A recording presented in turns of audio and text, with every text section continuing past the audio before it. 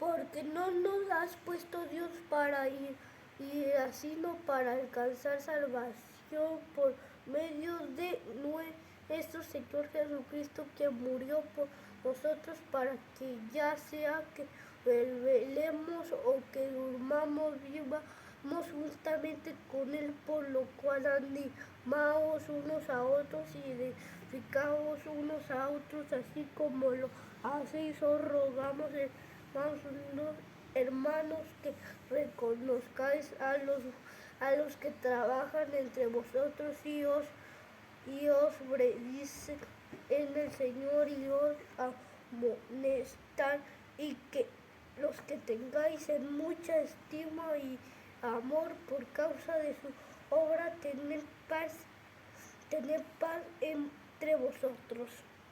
Digan todos: Jesús, perdóname, sálvame, en el nombre de Jesús. Amén.